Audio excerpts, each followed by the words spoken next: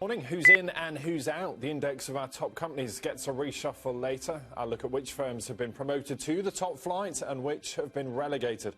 I'll ask why any of it really matters.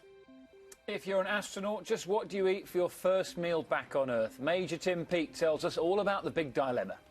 The unhealthy version would be pizza. The healthy version would be a nice fresh salad with some fresh fruit. Both actually I really crave.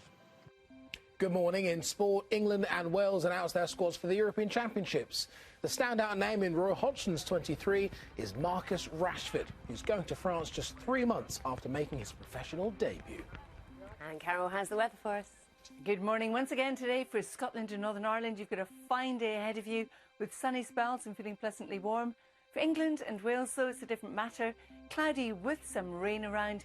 The rain heavy at times in the southeast. I'll have more in 15 minutes. See you then, Carol. Good morning. First, our main story. A coroner will announce later today whether an inquest into the Birmingham pub bombings back in 1974, in which 21 people died, will be reopened. The original inquest was adjourned a year after the attacks, when 6 men were convicted, although they were later acquitted in 1991. It's widely believed the IRA was responsible. The coroner, who's been reviewing the case, says she's received some significant new information, as Phil Mackey reports. The bombs ripped through the 2 Birmingham pubs on a busy Thursday evening. 21 people were killed and 181 were injured. An inquest was opened but adjourned in 1975 when 6 men were tried and convicted of the bombings. But they were cleared by the appeal court in 1991. Twice since then, the police have reviewed the evidence and been unable to bring new prosecutions. The coroner says she's received a significant new piece of evidence that's never been heard before about the attacks all those years ago here at the tavern in the town and along there at the Mulberry Bush. What the families are hoping is that there will be an inquest, because it could be the last chance they get in their lifetimes to hear some of the evidence about what went on that night. Several of the men responsible are believed to still be alive. But in an exclusive interview with the BBC, a senior IRA figure at the time says it's unlikely they'll ever face trial. Well, no, it seems not. The only way there could be convictions would be if the men walked into police stations in the UK and confessed to their parts in the bombing. And that ain't going to happen. Which means everything rests on today's ruling. Campaigners have described the possibility that the inquest could resume as seismic. Phil Mackey, BBC News, Birmingham. Well, at 7:10, we'll talk to the sister of one of the 21 who were killed and also one of the Birmingham 6 who was wrongly convicted.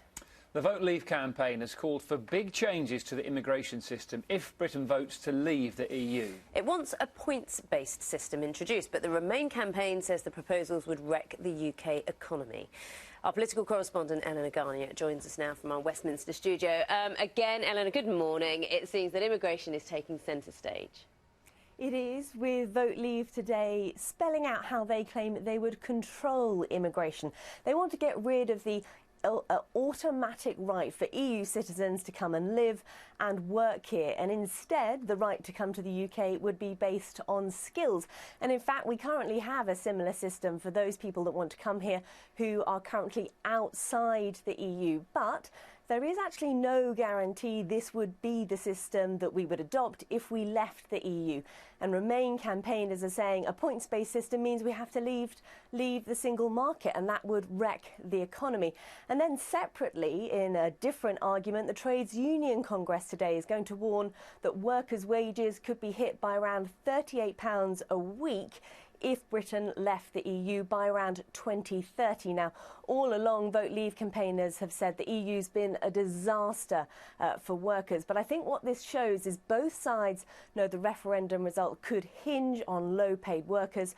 So the battle for this section of the electorate